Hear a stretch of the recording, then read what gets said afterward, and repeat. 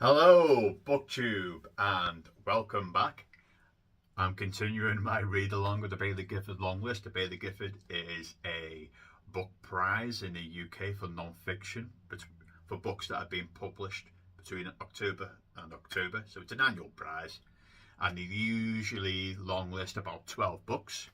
I try and read the whole long list before the shortlist gets announced, but this year I think it's the Revolutionists it gets published on the 2nd of October, and that's when the shortlist gets announced. So I won't be able to complete it. But I'm still going to read all the books. Nevertheless, I'm going to compare what the judges of the Baillie Gifford have shortlisted to what I've shortlisted. Now, the next book I want to talk about is Things in Nature Merely Grow by Yiyun Li, I believe is how you pronounce the name. I might have not got that right. So this is very much it's a serious book. It's only a small book. It's a memoir. It's about 150 pages. It's about the author as a mother writing about the loss of her son. So bit of background. The author had two sons. The first son committed suicide, and the author wrote a book after he committed suicide. It's a kind of fictional book about them two having an argument, and then unfortunately her second son also committed suicide, and this is the book that she wrote about it. So this is very much a book about grief, but it's very stoic in a way. This is not a book about feelings at all. This is more about death and talking about suicide and a bit of family history as well. So she talks about the relationship between both her sons, and how probably James's suicide is very much associated when Vincent committed suicide. He missed his brother. And the author also talks about her cold relationship she also had with her mother.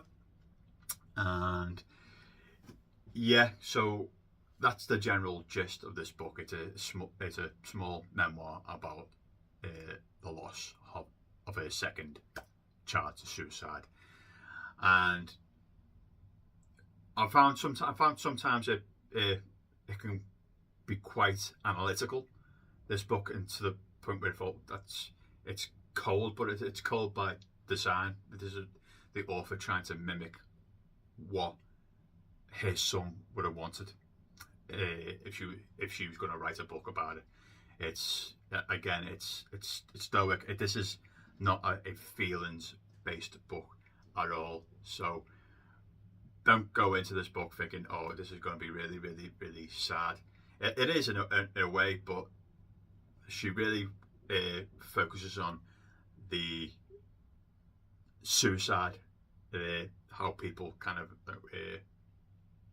don't want to talk about it, and she very much talks about it in this book. And this is a mother honouring her son, and the way she thinks his son would have liked. So this book I enjoyed. Don't get me wrong. The writing in this is really, really fantastic. I read this in a couple of hours. It's really good, although you do have that kind of disassociation between. I mean, I've got no kids, so I would know how I'd grieve if I've lost one of them. But I kind of get the aspect of what she's trying to do in honouring a kid, writing a book how he would have wanted it.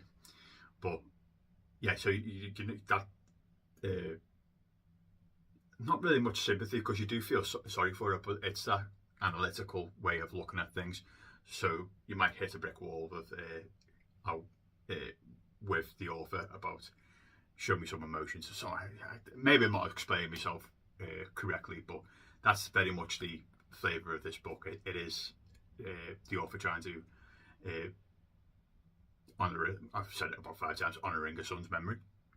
So this is a good book. I think everybody should read it. It is, and it only takes you a couple of hours. It's a really easy read. It's very, very accessible. You'd be able to read this book like that. And it's not it's not your usual grief book about losing someone who's very close to you.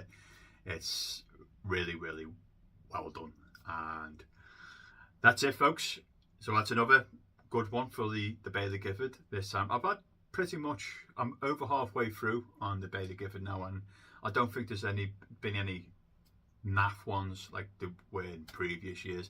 I think the weakest one, in my opinion, was Muriel Spark, and go and look at that video if you want to see my opinions on that. Anyway,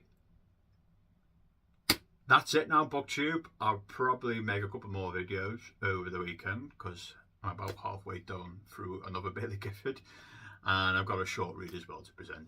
Anyway, that is Things in Nature May They Grow by Yiyun Li.